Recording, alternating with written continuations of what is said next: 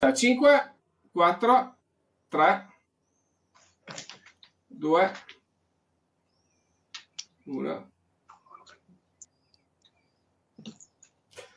Rieccoci tornati nuovamente in diretta per il terzultimo confronto di questa stagione 2025-2026. Come sapete, poi giovedì sarà l'ultima trasmissione prima delle vacanze estive. Faremo ancora degli speciali, ma il palinsesto de fatto si concluderà. Abbiamo già iniziato le trasmissioni del mattino Capo Ibicon, che ci terrà compagnia poi per il periodo estivo, quindi non andremo in onda la sera, ma invece andremo in onda le mattine, tutte le mattine da lunedì a venerdì, e lunedì ovviamente come sempre al Pedocin. Diamo il bentornato a due amici che ci vengono a trovare sempre con molto piacere. Diamo intanto il bentornato al coordinatore provinciale del Movimento 5 Stelle Paolo Menis. Bentornato Paolo. Grazie Luca, buonasera a tutti. Bentornato anche ad Antonio Lipolis, autorevole esponente di Fratelli d'Italia. Bentornato Antonio.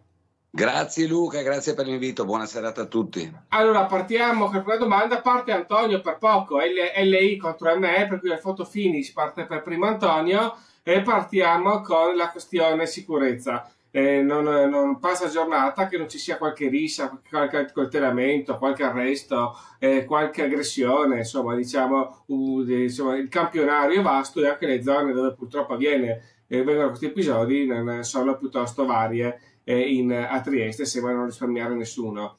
La domanda che vi faccio: di chi è colpa? Dell'educazione, della famiglia, della politica, della società?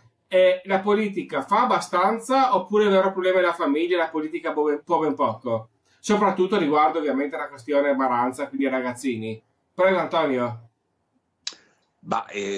Servirebbe probabilmente qualcuno che parli di sociologia, non lo so, è difficile dare una risposta su un tema sicuramente tanto complesso quale l'insoddisfazione tra virgolette giovanile, perché poi i Maranza sono dei ragazzini che hanno dai 16 ai 18 anni, 15 anni, 14 anni, quindi partono già con questa così loro avventura adolescenziale, direi quasi di altri tempi, perché insomma le bande sono sempre esistite, probabilmente i paesi occidentali, tra virgolette, un po' si sono evoluti sotto questo punto di vista, probabilmente il capitalismo ha portato ad altri interessi, loro invece arrivano da delle situazioni sicuramente più antiche, tra virgolette, quindi dove i mezzi moderni non sono ancora arrivati. Molti di questi Maranza arrivano dai paesi dell'est o da paesi tra virgolette sottosviluppati dell'Africa, e quindi molto probabilmente hanno dei modi comportamentali come avevamo noi forse 40-50 anni fa. Io credo che sia questa una piccola interpretazione che posso dare, però non mi addentro troppo perché sennò andiamo in un campo sicuramente molto difficile. Certo è che a loro piacciono le bande, si dividono i territori, si dividono alcuni interessi come lo spaccio, come alcune cose che molto probabilmente alle generazioni nostre, ai giovani nostri, interessano un po' di meno. I nostri sono un po' indietro, diciamo, sotto questo punto di vista. Un ragazzino di 14 anni che arriva da quei paesi lì è più avanti, conosce delle situazioni che probabilmente i nostri ragazzini a 14-15 anni ancora non conoscono. Hanno tutti in tasca il coltello, per esempio. I nostri invece sono ancora alla PlayStation, potrei dire una banalità. Quindi bisogna stare attenti, è un fenomeno sicuramente da tenere sott'occhio, è un fenomeno che sta crescendo esponenzialmente negli ultimi anni, non è di facile soluzione perché quando si ha a che fare con dei minorenni le soluzioni sono sempre molto difficili, e soprattutto loro hanno una spregiudicatezza difficile da regolamentare, da regolare, quindi non so di chi è però la responsabilità, molto probabilmente è lo stato delle cose che ha portato a una situazione di questo genere. Paolo, prego. Ma io credo che sì, è difficile fare un'analisi da cosa dipende questo stato di malessere, probabilmente una crisi delle giovani generazioni in generale, ma credo che le soluzioni, è un problema complesso, le soluzioni devono essere abbastanza articolate. Credo che bisogna agire sul doppio binario. Il doppio binario per me è da una parte la repressione e dall'altra parte capire il fenomeno e cercare di prevenirlo se non curarlo, con educatori di strada, con maggiori investimenti da parte delle istituzioni. Al comune spetta più che i problemi direttamente, più che risolvere i problemi di sicurezza urbana, quello comunque invece di attivare politiche sociali che siano in grado di intercettare queste persone problematiche, che siano giovani o anche meno giovani. Al governo e allo Stato deve assolutamente risolvere il problema pratico della repressione, della presenza sul territorio delle forze di polizia. Io ricordo che solo una decina d'anni fa a Trieste erano presenti sul territorio più di 600 agenti di polizia, e purtroppo con le riduzioni che si sono avute in questi anni senza un effettivo rimpiazzo siamo arrivati a 400 e passa agenti. Quindi io non sono assolutamente contento se i pochi agenti di polizia che arrivano a Trieste vengono impiegati per fare vigilanza sulle frontiere, perché in quel contesto lì, in quella zona là, sappiamo che l'intercettazione di persone che cercano di entrare in Italia illegalmente è molto difficile, se non diciamo quasi impossibile, perché una persona che cerca di entrare nel nostro paese legalmente non lo fa attraversando i confini stradali. Bisognerebbe invece investire in personale di polizia presente sul territorio, e dall'altro lato anche rafforzare la legislazione. Non credo che ci debba essere più il tabù per cui una persona minorenne, se compie un atto come un'aggressione o un accoltellamento, debba essere per forza rilasciata il giorno dopo, perché in quanto minorenne. Perfetto. Ok, benissimo, l'appello a replica.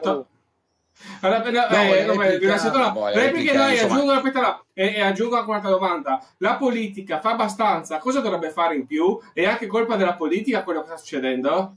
Prego Antonio.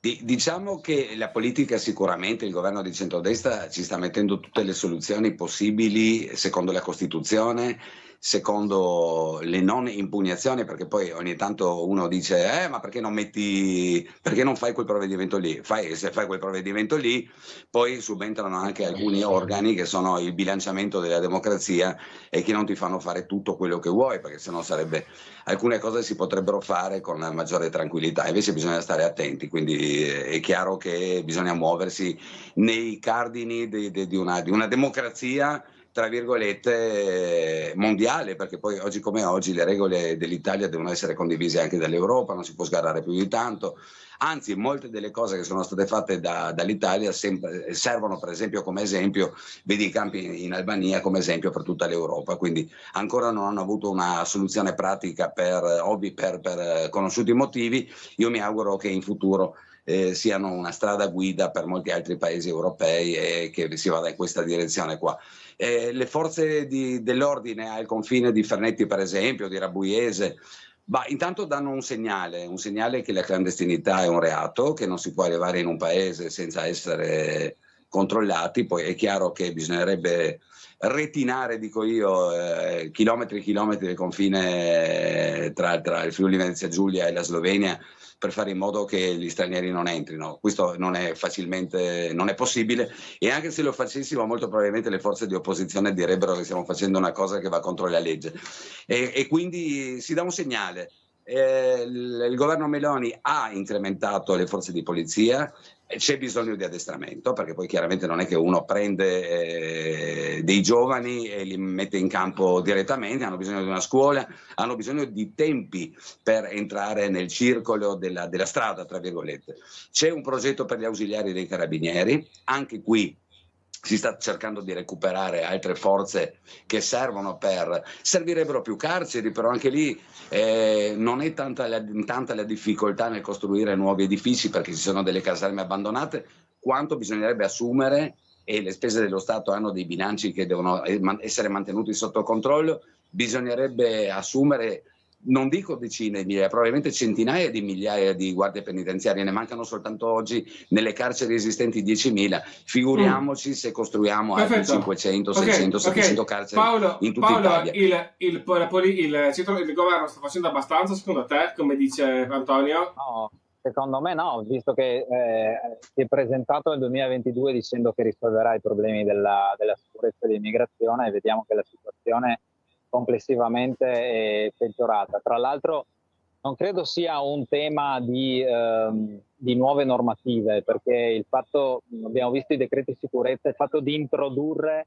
nuovi reati non è che è un modo di prevenirli o comunque di, come dire, di mandare o di incarcerare o comunque di condannare più persone. È un tema di investimento di risorse sul territorio.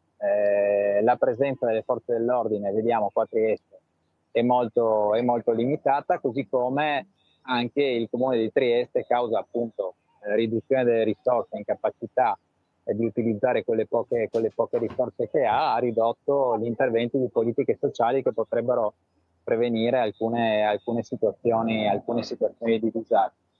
Quindi è necessario, secondo me, fare investimenti forti soprattutto in zone di confine come questa, come quella che rappresenta la nostra città. E poi bisogna anzi evitare di fare provvedimenti normativi come quelli che abbiamo visto a livello nazionale, in cui per esempio si sono ridotte le possibilità di utilizzare e di fare intercettazioni. Questi magari riguarda reati più gravi, magari non i reati di strada, ma sono comunque un mezzo importante per andare a fare investigazioni, investigare e quindi a consegnare alla giustizia i colpevoli di tanti reati. Poi secondo me non serve costruire nuove carceri, la tecnologia ci consentirebbe di sapere una persona esattamente dove si trova. Bisogna sicuramente adeguare le carceri che abbiamo, perché la situazione carceraria è insopportabile, però dobbiamo anche sapere utilizzare. Perfetto, benissimo. Passiamo al secondo tema, quindi cambiamo a pagina proprio totalmente argomento. Paolo, nel weekend abbiamo avuto 3 navi da crociera, il turismo è tornato prepotentemente protagonista come ogni tarda primavera, estate, parte dell'autunno a Trieste. Secondo voi Trieste deve continuare a investire nel turismo, cioè continuare a crescere anche dal punto di vista delle presenze? Siamo già in overtourism, dobbiamo cercare di calare invece il numero di presenti, come la vedi tu? Ma io sono molto ottimista su questo tema, nel senso che proprio in questi momenti qua in cui abbiamo registrato un aumento delle presenze dei turisti a Trieste, che il pubblico, l'istituzione, sia il comune, la regione, le camere di commercio, quelle competenti per turismo, hanno il tempo per respirare, per pianificare lo sviluppo del turismo. Cioè, fino adesso sono stati fatti molti investimenti di marketing, soprattutto da parte della regione, per la promozione del territorio, perché la regione ha ovviamente i denari per spendere in questo settore.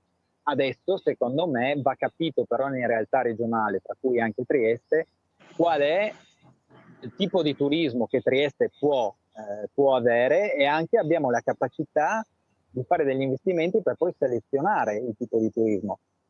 Arrivano tantissime crociere, però come dire, dobbiamo fare anche un'analisi per capire se quel tipo di turismo porta valore aggiunto alla città, e tra questo dobbiamo anche includere il fatto, tu accennavi all'overtourism, c'è effettivamente un problema di riflesso sui triestini o comunque sulle persone che abitano a Trieste, è che l'aumento, no, degli affitti per abitare nella nostra città, o comunque l'aumento anche dei prezzi degli appartamenti, che incide negativamente, no, su chi vuole vivere ed essere residente nella nostra città. Quindi è un momento, secondo me, che il turismo va studiato e pianificato per i prossimi 5-10 anni.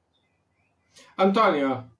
Sì, anche qua il discorso è sicuramente molto complesso, sicuramente il turismo crocieristico porta meno soldi nella città, ma anche crea meno disagi, tra virgolette, tra i residenti, perché appunto non incide sugli affitti, non incide sul valore degli immobili, in quanto i crocieristi dormono in crociera. Un altro discorso invece è quello relativo ai bed and breakfast. Certo è che si vedono tantissimi turisti in città. Questo porta a un aumento dei prezzi inevitabile, soprattutto per quanto riguarda i negozi del centro, e questo lo pagano chiaramente i cittadini. Approfitto del fatto che ci sarà la nuova istituzione delle province per fare in modo che, per esempio, questi crocieristi non si fermino soltanto nel centro della città, ma che nelle poche ore o nelle tante ore, perché poi ogni crociera molto probabilmente ha degli orari di fermata nella nostra città diversi, vengano spostati questi turisti, vengono organizzate delle gite, che ne so, per esempio a Muggia, che è una bella cittadina da visitare, o sul Carso ad esempio, insomma, che venga in qualche maniera organizzato. Io vedo che a Muggia, per esempio, il dato dei turisti, dei pernottamenti, se non sbaglio, è molto basso nel corso dell'anno. Si potrebbe tranquillamente fare in modo che una parte dei 500.000, 600.000, 400.000 crocieristi che arrivano a Trieste venga, insomma, in qualche maniera indirizzata in questa bellissima cittadina, in modo da spalmare questa micro ricchezza che i crocieristi portano. Si calcola che spendono più o meno 100.000 di euro a crocerista, che comunque moltiplicato per 500.000, insomma, fanno un dato interessante. Siamo sui 50, 40, 50 milioni di euro che, spalmati in tutte le province, insomma, non porterebbero ad un aumento di prezzi soltanto dei negozi in centro, ma spalmerebbero questa ricchezza senza creare dei disagi ai nostri concittadini. Prego Paolo, se vuoi replicare. Quindi termino dicendo che sarebbe da potenziare un assessorato provinciale al turismo. Ecco, questo era il concetto iniziale di questa cosa. Io credo che dovremmo andare ad esplorare anche altre tipologie di turismo, anche meno impattanti, no? Per esempio il cicloturismo ha uno sviluppo negli ultimi anni incredibile. Credo che Trieste potrebbe diventare ancora più attrattiva se ci fossero maggiori infrastrutture dedicate al cicloturismo. Basterebbe, secondo me, fare un bellissimo collegamento che arrivi appunto dalla strada costiera e arrivi fino a Muggia, un collegamento che farebbe conoscere a tanti cicloturisti Trieste, e sarebbe un turismo meno impattante rispetto a quello delle navi da crociera. Però sono tutte, diciamo, ipotesi che poi vanno valorate con analisi molto più dettagliate fatte da esperti. E quello che diceva Antonio, il fatto di fare in modo che i crocieristi restino sul territorio, sì, è un lavoro lungo, anche perché poi i pacchetti, no, di visite che i crocieristi appunto scelgono sono imposti dall'armatore e dal tour operator, quindi almeno questo c'era stato detto tempo fa ancora quando ero in consiglio comunale, quindi è un po' difficile inserirsi in questa cosa, però sì, è una cosa da poter sviluppare sicuramente. Prego Antonio, e concludiamo. Ma io ho un'idea diversa sui ciclisti, ma non perché i ciclisti mi diano e mi creino particolari disagi o particolari antipatie. Perché non li ami? No. Trovo che Trieste non sia una città... Sì.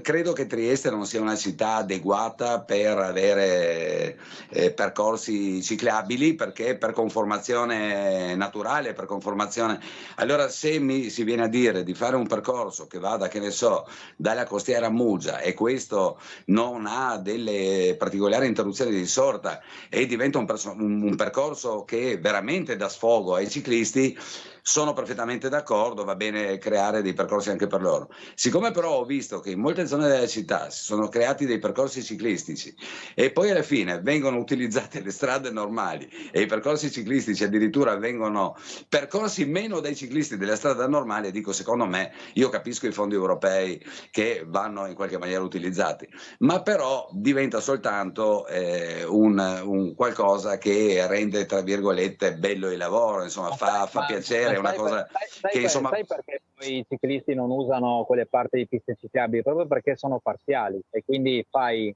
200 metri in pista ciclabile. Sì, ma Paolo, sono parziali perché Trieste non permette di avere una continuità logica, no? È difficile. Alcuni tratti sono difficili, però dobbiamo avere una progettazione sul lungo periodo. Dopo magari sì, progettarlo, realizzare un tratto ogni anno, però dobbiamo avere un progetto complessivo per poi arrivare a un percorso completo, perché te lo dico da ciclista, io faccio uno sforzo, ex ciclista, facevo uno sforzo terribile a fare tutta la ciclabile no, che arriva anche dopo da Campomarzio e passa a Campilisi, perché poi dopo un po' devi andare in strada.